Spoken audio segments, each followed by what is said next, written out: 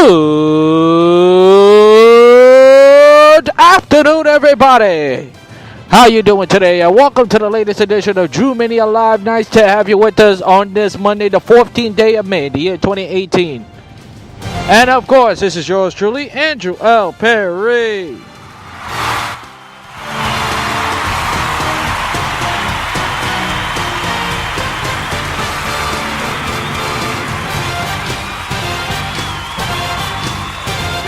Oh, thank you, as always. Coming alive and at you, which is the busy streets of Brooklyn, New York. And today I am outside the campus of Long Island University, located in downtown Brooklyn. As I chat to you, what is going on in the world of sports? We have a lot to we have plenty to discuss. Even though it's getting one of those times that is getting to one of those times in sports where it's going to be mostly about the baseball. It's going to be slow for a while. And then when the real dog days of summer start kicking in, that's when the NFL is kicking off. So that's the period of sports we are on right now. As we recap the game one of the Eastern Conference yesterday between the Cavs and the Celtics. We discussed a little bit with the Yankees, as there's nothing to discuss, even though they won the series against Oakland, but Oakland is on a tear right now. And I got my thoughts on Harvey later on Matt Harvey. But let's start off with the Mets, and the train has derailed. And no, I'm not talking about the 7 train. I'm talking about the New York Mets. This team was on a roll. This team started off with the best record in baseball, and now they lost. If it wasn't for the rain delay, they could have lost. They could have lost 2 out of 3, but they split the series with the Philadelphia Phillies. Now, the Mets, as we talked about all season long, as the season progresses, the Mets are 0-7, and they haven't done. And you know why the Mets are in the hole they're in right now? Because they're not hitting in runners in scoring position. And I told you this a couple of weeks ago. If the Mets gonna be a competitor, take it seriously in the National League, they gotta score. They have to score with runners in scoring position. And by far, if you're looking in the last 10 or 15, 14 games, they have done a putrid job in runners to score position. They really have. Losing 2 out of 3 to the Reds is unacceptable. Unacceptable. I don't care how early in the year in the season. You have to the purpose of being a good team. You have to beat teams you're supposed to beat, and when you lose Thursday to the Cincinnati Reds, oh my God, that was a punch in the gut. This is going to be a long series. And listen, the starting pitcher has to pick it up. Okay? The starting pitching has to pick it up. I understand DeGrom is your horse, and he's injured. But the rest of the starting pitching has to step up. And they got to do, sooner or later, they got to do something about that bullpen. Because last year, for the past couple of years, the bullpen, they have been getting away. 2015, they got away with the bullpen, even though it still hasn't been sharp. But they have to clear that up sooner or later. They have to.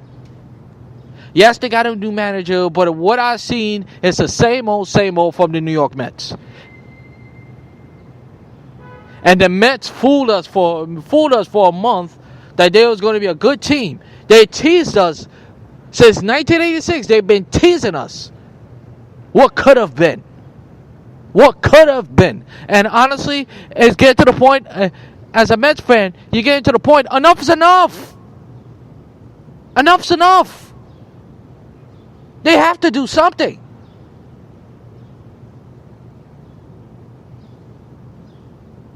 You lost 1 of 2 for the Philadelphia Phillies? a T or quote unquote or paper you're supposed to be better on? Which part?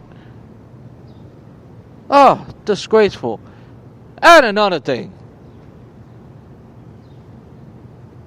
Mickey Callaway. You've been a manager. I know you was a pitching coach, but you can, as a manager, you cannot let this happen. You cannot screw up the batting order. And if you knew that the batting order is screwed up, do something about it. Just don't stand there. Don't stand there and be like, oh, I didn't know. Oh, I didn't know. It's the pitcher's school. Do something about it. How you let that, as a manager, how you let that happen?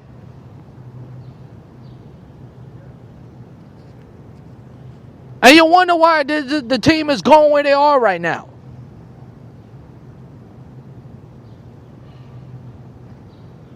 Listen, I don't know how the season goes, and so far it's not looking good. For the past couple of weeks, it has not been looking good. Syndergaard got to pick it up. He has to. Stop trying to be cute. You got that 96, 98 mile an hour fastball. Use it to your advantage. Use it.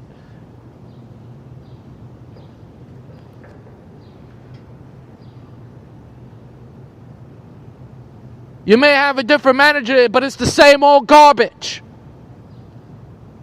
Come on now. How many times as a manager we have seen?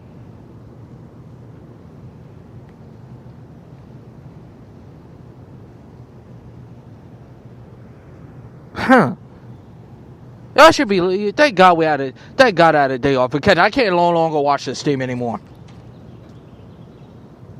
The more I watch this Mets team, the more angry and frustrated I get of what could have been. It's always when it comes to this Mets team, it's always what could have been. What could have been. If they would have done this, if they would have done that. As a Mets fan, oh, you're tired of this. What could have been? How about right now?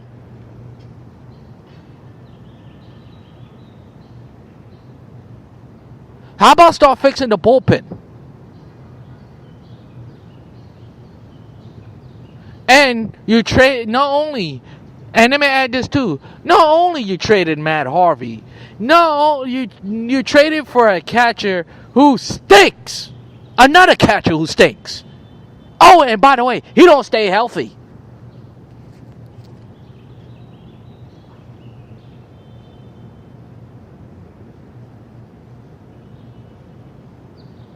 Why did he stick a get it on Jonathan Lucroy? Seriously. But Devin, I don't know what is his last name, and honestly, I don't want to know, and I don't really care. I really don't.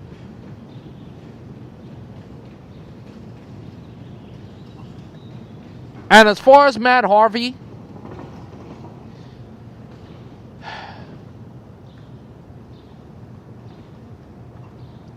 hopefully he gets better.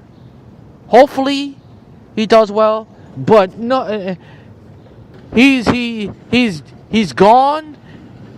If you want him back, down the road, maybe then. But until then, can we start? Who cares what happened? Who cares what's his debut? How his debut has done when he's a Red? Because this is what tell me now.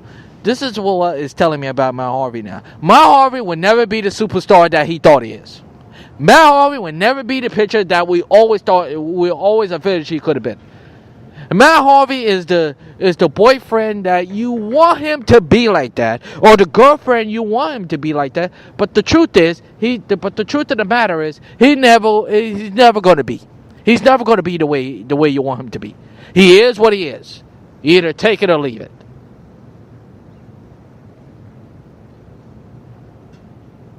On the other hand, the Yankees, even though they still, They lost one game against the Red Sox. Still win the series. And they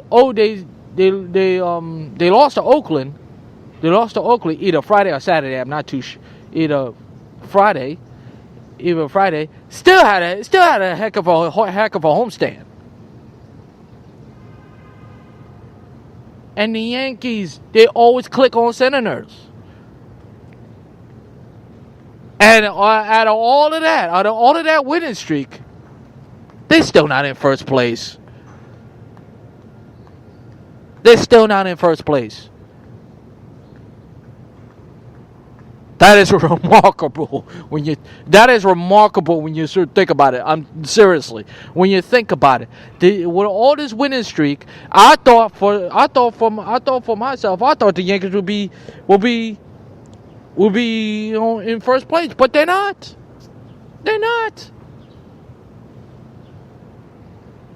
But they're going to be.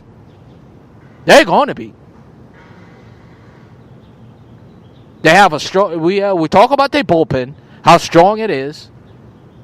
Betances, Chapman, even David Robinson, and those boys. The bats are starting to wake up. Giancarlo Stanton is starting hitting. And Judge, he's not striking out like he was last year. So that's tremendous news. Two things you got to worry about if you're a Yankee fan to me.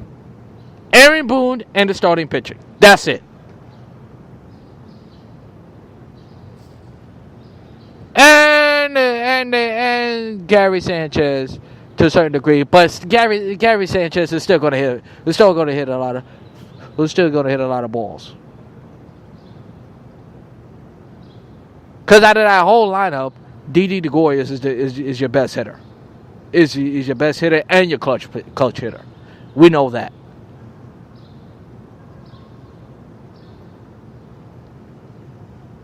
And I'm gonna tell you right now, the Yankees, they're gonna continue to click on Senators because they got the Washington Nationals. And in the Washington Nationals, they are 2 games back. They just swept the Arizona Diamondbacks. And and the Mets, and here's the funny thing. The Mets had a chance to put the Nationals away. When they had their best record, when the Mets went up to a fast start, they had a chance to put this team away, and they didn't.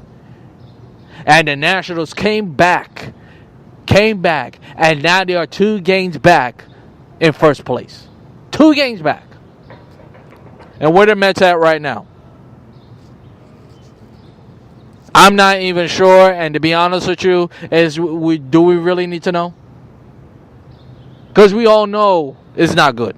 We all know it's not good. All right, enough with the local baseball teams. Let's move on to the Eastern Conference Finals getting underway. Yesterday, as the Cavs didn't show, the Cavs got a long vacation. They forgot Game 1 started yesterday of the Eastern Conference Finals because Boston was all over them from the start, just like Indiana did in Game 1. And even though LeBron scored 15 points, are you really that concerned about LeBron? No. Why should you? LeBron has faced every adversity in his career so far. And if I'm a Cavs fan or LeBron fan, I'm not worried about it at all. Because who knows? They could win game